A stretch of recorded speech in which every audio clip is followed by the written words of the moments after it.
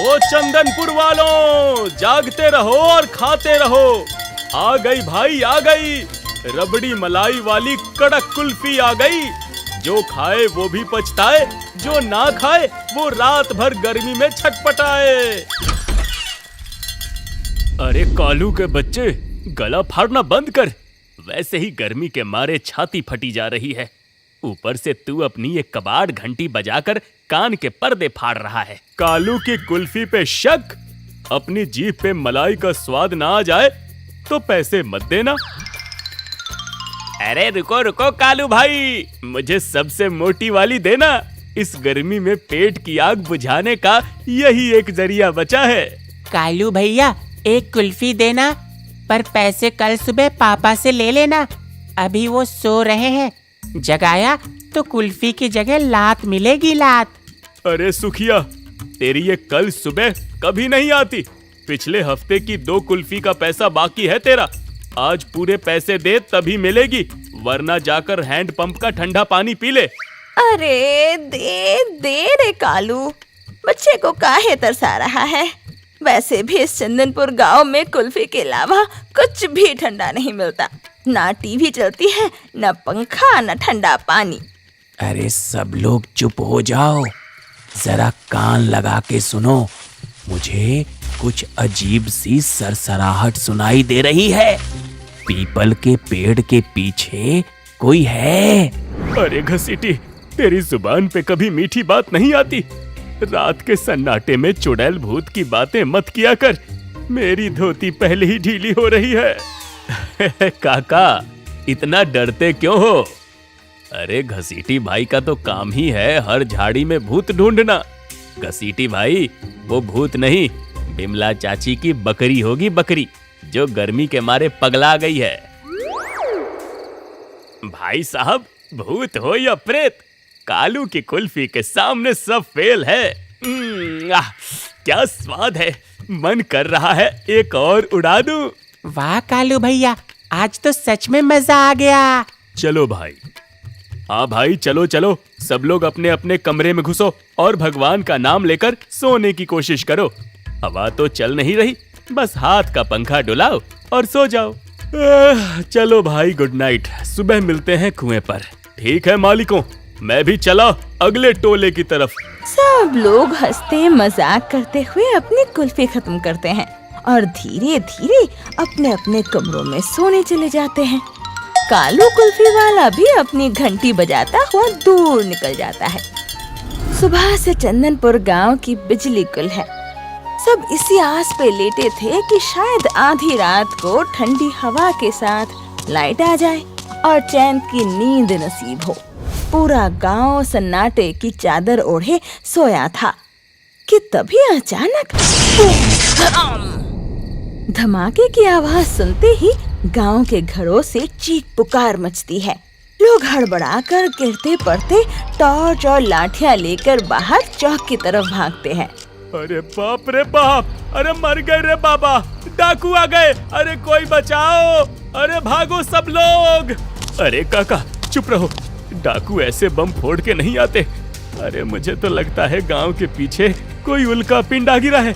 अरे दुनिया खत्म होने वाली है काका। अरे राम राम, मेरा तो कान ही फट गया ये आवाज सुन के। धर्मेंद्र, ओ धर्मेंद्र, आके बढ़ के देख तो जरा, कहीं धरती तो नहीं फट गई ना। अरे भाई साहब, मैं तो अभी अभी सोने ही गया था, लगा कि बिस्तर के नीचे ही किसी ने बम फोड़ दिया। अरे मेरी तो भूख प्यास सब गायब हो गई। शांत हो जाओ सब लोग, घबराओ मत। ये ध्वनि तरंगे किसी आकाशीय पिंड की नहीं लगती, ये कुछ और ही भयंकर अनुभूति हुई है। अरे मेरी मैया, डर के मारे तो मेरा दिल धक धक धक धक करवा। मास्टर जी, मुझे बहुत डर लग रहा है। मेरी कुल्फी भी पेट में जम गई है। कहीं भूत प्रेत का साया तो नहीं आ गया गांव पे? मैंने पहले ही कहा था, कोई था उस झाड़ी में। किसी ने मेरी बात नहीं मानी। देख लो, अब भुगतो। अरे घसीटी, तू अपनी ये मनहूस खोपड़ी बंद रखेगा? पहले ही मेरी धोती गीली हो रही है, ऊपर से तू अपनी भविष्यवाणी शुरू कर देता है। अरे ओ सब लोग, जरा शांत हो जाओ। डाकू भूत कुछ नहीं है। वो देखो, गांव के मुहाने पर जो अपना ये बड़ा वाला बिजली का ट्रांसफार्मर था ना, उसमें से दिवाली के रॉकेट जैसा धुआं निकल रहा है। अरे मैया हो, ये तो सचमुच अपना सरकारी ट्रांसफार्मर है। पूरा काला पड़ गया है, जैसे कढ़ाई में कोयला भुना हो। धत तेरे की, सुबह से लाइट नहीं थी। हम सब सोच रहे थे कि अब आएगी तब आएगी, और यहाँ तो इसका पूरा तंबू ही उखड़ गया। तो ये भयंकर ध्वनि उसी ट्रांसफार्मर के फटने की थी। अत्यधिक वोल्टेज और भीषण गर्मी के कारण ऑयल का प्रेशर बढ़ा और वो संकुचित होकर ब्लास्ट हो गया। अरे मास्टर जी, अब इस गर्मी में अपनी हिंदी डिक्शनरी मत झाड़ो, सीधे सीधे बोलो कि अब हमारा क्या होगा। अरे मच्छर तो अब हमें जिंदा चबा जाएंगे। अब क्या होगा? अरे अब तो वही होगा जो चंदनपुर के इतिहास में हमेशा से होता आया है। क्या होता आया है काका? अरे सुखिया, तू अभी बच्चा है। हमारे गांव का रिकॉर्ड है, जब भी ये बिजली का डब्बा फूंकता है ना, तो नया डब्बा सरकारी दफ्तर से आते आते कम से कम 1 महीना लगता है। क्या 1 महीना? अरे दया रे दया, इस उमस में 1 महीना, वो भी बिना लाइट के। हम तो बिना पानी और बिना हवा के तरफ के मर जाएंगे। पर सब कुछ तो ठीक रही, अचानक कैसे हुई गवाह? अभी तो बिजली विभाग वाले कुछ हफ्ता पहले आकर तार गार देख कर कह गए कि सब कुछ ठीक रही। बात तो सही कह रही हो काकी, और तो और ऊपर से कालू कुल्फी वाला भी कल से नहीं आएगा। जब लाइट ही नहीं रहेगी तो उसकी कुल्फी जमेगी कैसे? अब तो रात का एक ही सहारा था, वो भी गया। 1 महीना? मुझे तो लगता है इस बार 2 महीने लगेंगे, क्योंकि पूरा का पूरा ट्रांसफार्मर उड़ गया है। पर मुझे कहीं ना कहीं शक है कि ट्रांसफार्मर ऐसे कैसे जल सकता है। खैर, अब यहाँ रात के 11 बजे मातम मनाने से ट्रांसफार्मर ठीक होने वाला नहीं है। तुलसीदास जी कह गए हैं, धीरज धर्म मित्र अरुनारी, आपद काल परखिए चारी। अब धीरज रखो। हाँ भाई, मास्टर जी ठीक कह रहे हैं। अरे अब अंधेरे में खड़े खड़े यहाँ कीड़े मकोड़े कटवाने से कोई फायदा नहीं। चलो अपने अपने कमरों में चलो। जो भी आफत आई है, अब सुबह उठकर ही उसका हल सोचेंगे। चलो भाई लोग, सब लोग अपनी अपनी जापानी पंखी ढूंढो और बदन रगड़ के सो जाओ। 1 महीने की तपस्या आज से चालू। अगर लाइट नहीं आई तो पानी भी नहीं चालू होगा, और इससे इस बार फसल बिना पानी के सूख जाएगा। हरी सब्जियां भी। हमें कुछ ना कुछ तो करना होगा। बोल तो तुम सच रही हो, लेकिन हम क्या कर सकते हैं? अरे जो किस्मत में है वो होकर ही रहेगा। सब लोग भारी मन और बुझे हुए चेहरों के साथ गर्मी से बेहाल होते हुए अपने अपने कमरों की तरफ लौट जाते हैं। ट्रांसफार्मर से निकलता हुआ हल्का धुआं और झिंगुरों की चीख पुकार चंदनपुर गांव के अगले 1 महीने के अंधेरे की गवाही दे रही थी। धमाके को बीते 4 दिन हो चुके थे। चंदनपुर गांव में हाहाकार मचा हुआ था। बिजली ना होने की वजह से ट्यूबवेल भी ठप हो चुकी है, जिससे खेत सूख रहे हैं। पानी की एक एक बूंद के लिए कुएं पर मारा मारी मची है। अरे भाई साहब, इस गांव में रहना नरक हो गया है। प्यास के मारे कंठ सूखा जा रहा है। नहाने की तो बात ही छोड़ दो। अरे बदन से ऐसी महक आ रही है कि मक्खियां भी रास्ता बदल लेती हैं। अरे कलुआ भाई, अपनी महक छोड़ो। यहाँ धान की फसल देखो, पानी बिना पूरी फसल पापड़ बन गई है, पापड़। अगर 2 दिन और पानी नहीं चढ़ा तो इस साल खाने के लाले पड़ जाएंगे। और ऊपर से घर में कोई काम ही नहीं है। टीवी बंद पड़ा है। शक्तिमान देखे बिना मेरा दिन ही नहीं कटता। पूरा दिन बस बैठे बैठे मक्खियाँ मारो। अरे सुखिया, तो टीवी के लिए रो रहा है? यहाँ तो मेरा फोन स्विच ऑफ हो गया है। पड़ोस वाले गांव की कोई खबर ही नहीं मिल रही है। पूरा चंदनपुर आधी मानव बन गया है। शाम के वक्त गांव के चौक पर धूल उड़ रही है। तभी शहर से एक बड़ी टैक्सी आकर वहाँ रुकती है। उसमें से रामू काका का बेटा सतीश और बेटी पिंकी उतरते हैं। दोनों शहर की हवा खाकर पूरी तरह मॉडर्न हो चुके थे। ओह माय गॉड, डैडी, ये कैसा नरक बना रखा है आप लोगों ने गांव को। पूरे रास्ते इतनी धूल थी और यहाँ आते ही इतनी सफोकेशन। पंखा कहाँ है आपका? ओह, मुझे तो भयंकर पसीना आ रहा है। अरे पिंकी बेटा, सतीश, अरे तुम लोग अचानक। अरे गांव में तो 4 दिन से लाइट ही नहीं है, ट्रांसफार्मर फूक गया है। ओह शिट, लाइट नहीं है? डैडी आप मजाक कर रहे हो क्या? अरे मेरे फोन की बैटरी सिर्फ 5% बची है और मुझे ऑफिस का बहुत इंपॉर्टेंट मेल चेक करना है। यहाँ चार्जर कहाँ लगाऊं? भैंस की पूंछ में? अरे सतीश भाई, भैंस की पूंछ से तो सिर्फ मक्खियां उड़ेंगी, करंट नहीं निकलेगा। यहाँ पूरे चंदनपुर के फोन आईसीयू में भर्ती हैं। चार्जर को तो भूल ही जाओ। शट अप, मुझे रील्स देखनी है, मेरा इंस्टाग्राम पर वीडियो डालनी है। डैडी, मुझे इस बदबूदार और गर्म गांव में एक सेकंड भी नहीं रहना है। यहाँ तो पानी तक ठंडा नहीं है और फ्रिज क्यों नहीं है? अरे पिंकी बिटिया, शहर क्या चली गई, अपनी मिट्टी के महक को बदबू कहने लगी। यहाँ फ्रिज का ठंडा पानी नहीं, हैंडपंप का खौलता हुआ पानी मिलेगा। अब पीना हो तो पियो, वरना प्यासी रहो। डैडी, ये सब आपकी रूढ़िवादी सोच का नतीजा है। अरे मैंने आपसे पिछले साल ही कहा था कि इस पिछड़े गांव को छोड़कर शहर शिफ्ट हो जाओ, पर आपको तो इसी धूल मिट्टी से प्यार है। अब भुगतो 1 महीना बिना लाइट और पानी के। रात हो चुकी थी, उमस और अंधेरा वैसा ही है। रामू काका के बच्चे गुस्से में हाथ पंखा झेल रहे हैं। सतीश बाबू, गुस्सा करने से समस्या का समाधान नहीं होता, पर अब जब तक सरकारी दफ्तर से नया ट्रांसफार्मर नहीं आता, हम बेबस हैं। बेबस? मास्टर जी, आप लोग बेबस नहीं, अपडेटेड नहीं हो। अरे 2026 चल रहा है, दुनिया कहां से कहां पहुंच गई और आप लोग अभी भी उस लोहे के सरकारी डिब्बे के भरोसे बैठे हो। अरे इसका एक ही परमानेंट इलाज है, सोलर पैनल, सूरज की रोशनी से सीधे बिजली। अरे हटो सतीश, तुम हमें शहर से आकर पट्टी मत पढ़ाओ। धूप से कहीं बिजली बनती है क्या? धूप तो बदन जलाती है, कपड़े सुखाती है। अब धूप से पंखा भी चलेगा? अभी ये भी सुनना पड़ेगा। सब फर्जी बातें हैं, लोगों को ठगने का नया तरीका लाए हो तुम। हाँ बेटा, बिमला सही कह रही है। हमने तो जिंदगी भर यही देखा कि खंभे पर तार दौड़ती है तभी लाइट आती है।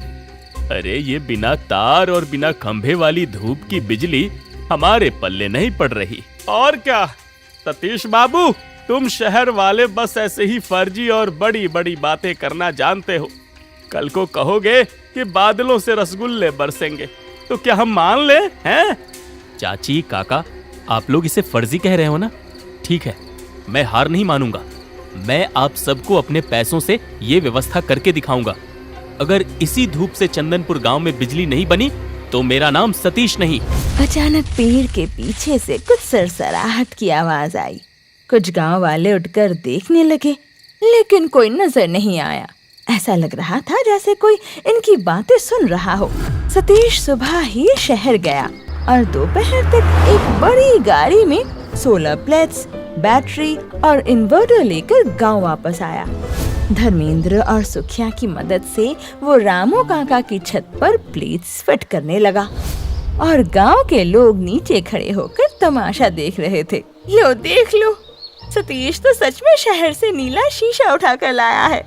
रामू भाई, आपका लड़का धूप में पागल हो गया है, छत पर शीशा बिछा रहा है। अरे चाची, शीशा नहीं, वो सतीश बाबू का कोई नया खिलौना है। देखने दो, शाम को जब हवा नहीं चलेगी और उमस बढ़ेगी तो खुद ही समझ आ जाएगा कि कितना फर्जी है। भैया जल्दी करो ना, इन लोगों को बकबक करने दो। जब लाइट आएगी ना, तब देखना इनके सबके चेहरे कैसे बनते हैं। धर्मेंद्र भाई, जरा वो लाल वाला तार नीचे बैटरी में जोड़ना। सुखिया, तुम इन्वर्टर का स्विच ऑन करो। लो सतीश भाई, तार जुड़ गया। सुखिया, दबा बटन। तभी इन्वर्टर से टिप की आवाज आती है और हरी लाइट जल जाती है। हाय दैया, ई का नई मुसीबत बा। मारे गर्मी के मारा सिर चकरावत रहा। अगर इन नीला शीशा से बत्ती आ गई तो सतीश हम पूरे गांव के मिठाई खवाए। शाम ढल चुकी है। पूरा गांव रामू काका के आंगन में जमा है कि देखे सतीश का फर्जी सोलर काम करता है या नहीं। सतीश ने आंगन में एक बड़ा टेबल फैन और एक बड़ा टीवी सेट लगा कर रखा है। सतीश मुस्कुराते हुए बोर्ड के पास खड़ा हो गया। हाँ तो बिमला चाची, कलुआ भाई, आप सब लोग यही है ना? अब देखिए धूप का जादू जिसे आप लोग फर्जी कह रहे थे। सतीश इन्वर्टर का मेन स्विच ऑन करता है। अचानक टेबल फैन सरसर करके तेज हवा देने लगती है। सामने रखा टीवी चालू हो जाता है और उस पर रंग बिरंगे प्रोग्राम चल रहे होते हैं। सतीश के बोर्ड में 4 पेट मोबाइल चार्जर लगे हैं और सब में चार्जिंग शो होने लगा। अरे दादा रे, टीवी चल गया, शक्तिमान आ गया और हवा देखो कितनी ठंडी है ये। ओहो सतीश भाई, क्या कड़क हवा है, कसम से बिजली विभाग के ट्रांसफार्मर से भी तेज लाइट आई है। अरे मेरा फोन भी चार्ज होने लगा। ये तो सचमुच का जादू है भाई। अरे बिना सरकारी खंभे के बिजली आ गई। अरे सतीश बाबू, मुझे माफ कर देना भैया, मैं तो ठहरी अनपढ़ गवार इस सौर ऊर्जा को फर्जी समझ बैठी थी। आपने तो कमाल कर दिया, हमारे चंदनपुर का अंधेरा जो दूर कर दिया। मुझे तुम पर गर्व है बेटा। तुमने सिर्फ बातें नहीं की बल्कि अपनी जिद से पूरे गांव का अंधेरा दूर कर दिया।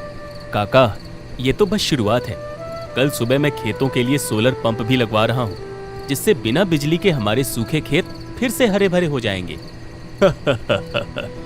बहुत खूब सतीश। अब चंदनपुर सरकारी दफ्तर के 1 महीने का इंतजार नहीं करेगा।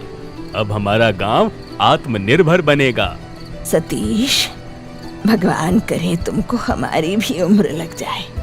तुमका नहीं पता हम आज कितना खुश हैं। सतीश की अटूट जिद और सोलर पैनल की ताकत ने चंदनपुर गांव की तकदीर ही बदल दी थी। जहां कल तक अंधेरा और मायूसी थी, आज वहां उजाला, ठंडी हवा और गांव वालों की हंसी गूंज रही थी। रात के 2 बज रहे हैं। पूरे चंदनपुर गांव में सन्नाटा है। सतीश के घर के बाहर सोलर सिस्टम लगा हुआ है। तभी रात के अंधेरे में एक अनजान आदमी हाथ में लोहे का रॉड लिए दबे पांव सतीश के आंगन में घुसता है। वो जैसे ही सोलर पैनल की प्लेट पर वार करने के लिए रॉड उठाता है, वैसे ही चारों तरफ से टॉर्च की रोशनी सीधे उसके चेहरे पर पड़ती है। सतीश, धर्मेंद्र, कलुआ और रामू काका उसे चारों तरफ से घेर लेते हैं। रुक जा भाई, जहाँ खड़ा है वहीं जम जा। तू ये किस लिए लाया है? अरे अरे नहीं बाबूजी, मैं तो बस रास्ता भटक गया था, मुझे जाने दो। रास्ता भटककर सीधे हमारे आंगन में सोलर पैनल के पास आ गए। सच सच बताओ, कौन हो तुम और रात के अंधेरे में इसे तोड़ने क्यों आए थे?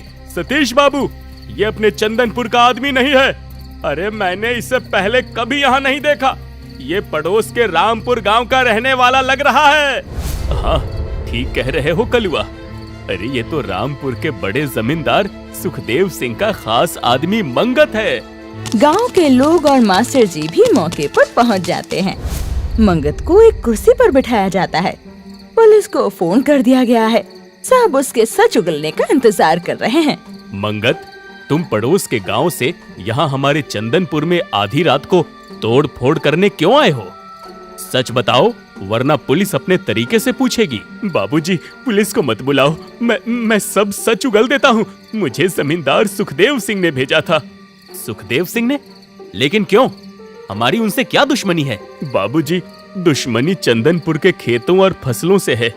सुखदेव सिंह चाहते थे कि इस बार चंदनपुर के किसानों की धान की फसल पूरी तरह बर्बाद हो जाए, ताकि आप लोग दाने दाने को तरसें, तो वो आपकी जमीनें औने पौने दाम में हड़प सके। अरे मैया हो, इसका मतलब जो 4 दिन पहले हमारा सरकारी ट्रांसफार्मर फूका था, वो भी? हाँ चाची, वो ट्रांसफार्मर खुद नहीं जला था। मालिक ने कहा था कि अरे मंगत, सीधे रास्ते से तो ये चंदनपुर के भूखे किसान अपनी जमीनें हमें कभी नहीं बेचेंगे। इन कीड़ों को औकात याद दिलानी है तो इनकी रीढ़ की हड्डी पर लात मारनी होगी। और किसानों की रीढ़ की हड्डी क्या है? उनकी फसल। लेकिन हुजूर, इस कड़कती गर्मी में अगर फसल सूख गई तो वो लोग भूखे मर जाएंगे। तो मरे, हमें उनकी जान से नहीं, उनकी जमीन से मतलब है। जब तक चंदनपुर में बिजली रहेगी, वो मोटरों से पानी खींचकर अपनी धान की फसल हरी रखेंगे। जा, आधी रात को जब पूरा गांव सो रहा हो तो उनके सरकारी ट्रांसफार्मर के परखच्चे उड़ा दे। जब चंदनपुर का एक एक पत्ता पानी के लिए तरसेगा, जब गर्मी से इनके बच्चों का दम घुटेगा, तब ये गिड़गिड़ाते हुए मेरी हवेली पर आएंगे और तब मैं इनकी लाखों की जमीन कौड़ियों के दाम में अपने नाम लिखवाऊंगा। बिजली जाएगी तभी तो सुखदेव सिंह की किस्मत चमकेगी। बाबूजी, जमींदार साहब ने मुझे धमकी दी थी, इसलिए मैंने वो पाप किया। मुझे माफ कर दो बाबूजी। नीच इंसान, अपनी जमीन हड़पने की भूख के लिए पूरे गांव को इस जानलेवा गर्मी और अंधेरे में झोंक दिया। लेकिन जब जमींदार साहब को पता चला कि सतीश ने शहर से आकर सोलर पैनल लगा दिया है और कल सुबह खेतों में सोलर पंप से पानी भी चढ़ने वाला है, तो वो बौखला गए। उन्होंने मुझसे कहा कि अगर चंदनपुर के खेत बच गए तो हमारा प्लान फेल हो जाएगा। इसलिए मैं आज रात इस सोलर को ही नष्ट करने आया था। सुबह की ताजी किरणें चंदनपुर गांव पर पड़ चुकी है। पुलिस की गाड़ी सायरन बजाती हुई गांव के मुख्य रास्ते से गुजरती है। सतीश और मास्टर जी के बयानों और पुख्ता सबूतों के आधार पर पुलिस मंगत को गिरफ्तार कर चुकी है और जमींदार सुखदेव सिंह के खिलाफ वारंट जारी करके उसे उसकी हवेली से घसीटते हुए ले जाती है। उधर खेतों का नजारा ही बदल चुका था। सतीश के सोलर पंप कड़कड़ाती धूप में धड़ाधड़ पानी फेंक रहा है और सूखे खेत पानी पाकर फिर से लहलहा उठता है और गांव की चौपाल पर सभी लोग राहत की सांस ले रहे हैं। सतीश बेटा, आज तुम्हारी वजह से न सिर्फ हमारे खेत बचे, बल्कि चंदनपुर के दुश्मनों का असली चेहरा भी सामने आ गया। हाँ बेटा सतीश, तुमने हमारी आंखें खोल दी। अरे कल तक हम जिस सोलर को फर्जी समझ रहे थे, आज उसी ने हमें दूसरों की साजिशों से बचाया है। अरे ओ रामू भाई, अब हमें उस सरकारी बिजली के भरोसे नहीं बैठना होगा। सतीश बाबू, जरा वो शहर वाले ठेकेदार का नंबर लगाओ तो। मैं तो अब अपने घर के गहने बेचकर भी अपनी ही छत पर सोलर प्लेट लगवाऊंगी। हाँ सतीश भाई, मैं भी अपने हिस्से की बची हुई फसल का एडवांस लेकर अपनी छत पर सोलर लगवाऊंगा। कम से कम 24 घंटे पंखा तो चलेगा और फोन भी चार्ज रहेगा। अरे वाह वाह, अब तो पूरे चंदनपुर की छतों पर नीले शीशे चमकेंगे। बिजली विभाग वाले जब 1 महीने बाद नया ट्रांसफार्मर लेकर आएंगे तो कहेंगे, भाई चंदनपुर वालों को अब हमारी जरूरत ही नहीं बची। धूप कड़क चंदनपुर के किसानों का पसीना बहाकर उनकी फसलें सुखा रही थी। आज उसी धूप ने आत्मनिर्भरता और एक नई कहानी लिख दी थी। अब चंदनपुर को रोशन होने के लिए किसी सरकारी तार की जरूरत नहीं थी, क्योंकि उनके पास था खुद का सूरज।